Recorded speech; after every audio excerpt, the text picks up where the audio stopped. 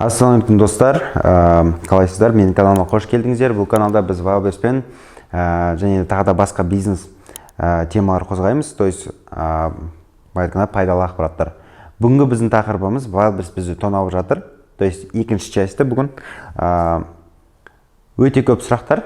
Бірінші частьті көрген болсаңыздар, бірінші частьті мына жерде ссылкада болады, үстінде көрсеңіздер болады.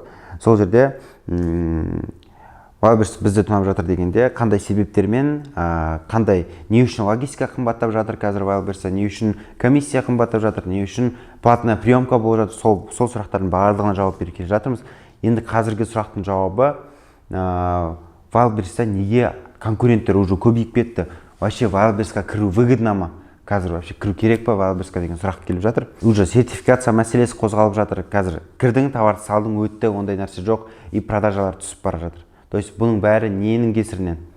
Бұның бәрінің кесірі, то есть рынокты біз өзіміз құлаттық. То есть барахолкадағы оптовиктарымыз, өзіміздің дүнген ағайындарымыз, то есть солар алып, тоже Wildberries-ті үйреніп алды, ол кісілер алды да сразу неседі, товарды ФБО-ға жібереді. То есть өздері оптовик бола тұра, ол Wildberries-қа кіріп алды. Оларға 100%, 200% маржан анализ қызық емес, олар алады да 30-50% маржан анализбен алып товарларды не істейді, айналдырып отыра береді. Ол сондай, даже себестоимостьпен сатса да, оған ол пайда болып келеді. Так что соның кесірінен бізде қазір ФБС-та продажалар түсуінің себебі осы. ФБС-пен қазір в основном дүнген ағайындарымыз жақсы жұмыс жасап жатыр. Өйткені ол не істеп жатыр, бағаны ұрып жатыр. То есть Wildberries-та мысалға айтады, Каспи сияқты система жоқ дейді. Каспида қандай система бар? Мысалға бір адам мынау вазаны 1000 теңгеге сатып жатса, екінші адам тура сол вазаны 999 теңгеге сататын болса, 999 теңгеге сатып жатқан адам жоғары тұрады, топта тұрады. То есть тура сондай секілді Wildberries-та система жоқ дейді. Негізінде ондай система Wildberries-та бар. Особенно ол ФБС бойынша товардың бағасымен конкуренция болады. Даже 10 рубльға мысалы екі адам бар, біреу алады да тура сол товарды вазаны 900 теңге сатады, мынау 890 теңге сатады. 900 теңгеге сататын адам күнделікті 2-3 продаж жасайды, мынау күнделікті 80-90 продаж жасайды. Такой осындай система Wildberries-та бар, просто ол бізге қатты көріне бермейді. То есть официально ол Каспидағыда шықпайды. Оны көбісі байқамайды, ой, менде продажы жоқ деген секілді. И олардың маржан анализін сұрасаң 300-400% деп тұрады да. А ол қалай 400%-пен сен үлкен продажа жасамақшын, сен вообще просто тең кеше ғана отырған адамсың, Wildberries-қа тіркелдің, карточканы салдың, и сенде 300-400% маржан анализбен товардың күнделікті 50-60 штук өту керек. Неге? Ондай нәрсе болмайды ешқашан. То есть сол үшін сіздерге не істеу керек? Товарыңыздың карточкасын топқа шығару керек. А топқа шығару үшін сіз бірінші товарыңызды ФБО-ға жіберу керексіздер. ФБО-ға барып, ол жерден сіздер рынокпен конкурировать ету керексіздер, уже продвижение жасау керексіздер. Сондай этаптармен ол уақыт, то есть 1 ай, 2 ай бойы сіз карточкаңызды раскручиваете, после этого товарыңыз топта болады, топта болғаннан кейін күнделікті 50 продажа болмайды, сонда да 20-30 продажа күнделікті болса, ол вообще керемет, товарыңыз топта тұрса. Так что ағайындар, көп андай мифический историяларды естімейміз. Мысалы, брат, мен ана жерде көрдім, бір адам күнделікті 700-800 продажа жасап жатыр дейді. ФБС-пен 700-800 продажа деген, ол қалай дейді, менен сұрайды да.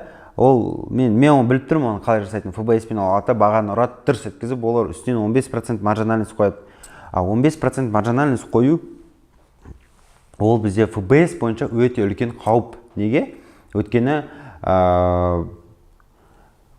допустим, сіз 1000 штук товар саттыңызда, 1000 штук товарыңыздың 100-і отмена болса, бұл 900-дің пайдасы жоқ. Сондай темада, түсінсіздер ма? То есть ондай аз маржан анализбен, тем более ФБС-тен қойға болмайды. Жай ФБО болса, жарайды ойланып көруге болады. Ал ФБС-пен ондай аз маржан анализбен көп заказ орындағаныңша, лучше бір заказды 100% маржан анализбен орында.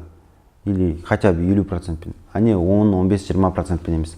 Так что осы мәселе жайлы ойланайық. И тағы да бір мәселе, Айдархан, қазір конкуренттер көбейіп кетті, продажа түсіп кетті, біз не істейміз, Wildberries-пен істемейміз ба деп айтқан сұрақтарға жауап. Wildberries-та на самом деле ФБС ол біздің жұмыс жасайтын негізі особо ақша табатын и доверенный жер емес. Бізге ФБО-ға шығу керек. То есть ФБО-ға шығатын болсаңыздар, сіздер реальный рынокқа шығасыздар. А реальный рынок дегенім бізде ол қандай рынок? То есть ол жерде маржан анализ сізде 15 пен 35% аралығында болады. То есть осындай маржаны ғана көресіз ол жерде. 1000 теңгелік затты сіз 1200, 1300 теңгеде максимум сата аласыз. Пайдамен, таза пайдамен. Логистика бәрін алып тастағанда. Таза пайда сіз 200-300 теңге болады, 1000 теңге салатын болсаңыз. То есть 1 миллион теңге салатын болсаңыз, 200-300 мың теңге табасыз. 1 миллион теңге салып, 2 миллион, 3 миллион, 4 миллион теңге тауып кетем деп сразу ойламай қойыңыздар. Это при том, что сіздер идеальный продвижение жасайсыздар, идеальный карточка, идеальный SEO оптимизация, соның барлығын внешний внутренний рекламасын жасағанның өзінде сіз 20-30% маржамен қалып отырасыздар. Ол негізі жақсы деңгей. Просто біз қазір сол ФБС-тағы 100-200%-қа үйреніп қалғанбыз. Ол жерде реальный рынок ФБО-ға шыққан кезде сондай маржинальность болады. И біз оны қабылдау керекпіз. Так что, достар, нытик болмай қояйық, то есть ойбай неге ондай болып жатыр деген сияқты. Лучше ізденейік, әрекет етейік, ФБО-ға жасауға, ФБО-ға шығуға әрекет етейік. Иншалла бізде өзім fulfillmentіміз бар, бізде qasim.fulfillment мына жерде жазылып тұрады. Инстаграмым бар, qasim.қазақ. ФБО-ға шығатын болсаңыздар, иншалла бізде көмектесеміз. Потом fulfillmentімізді біз иншалла осы Алматы қаласында 2 точкасы бар. Енді біз Москвадан ашқалы жатырмыз. Иншалла fulfillmentті сіздердің товарларыңыз ФБО-ға жіберетін болсаңыздар, сол кезде біз товарларыңызды иншалла сол ФБО-дан күтіп алып, то есть Москвадан күтіп алып, ФБО-ға өткізіп беретіндей дәрежеге жеткіземіз иншалла. Достар, қатты мұңаймаймыз. Неше ол рынок ол всегда ұрылады. Басына кіргенде сондай ажиотаж болды. Енді бізге не істеу керек? Просто әрекет іздеп, білім іздену керек. Лидер тот, кто владеет большим информацией. Так что көп информация іздеп, білімімізді арттыра берейік. Сіздермен болған Қасым Қазақ. Все, сау болыңыздар.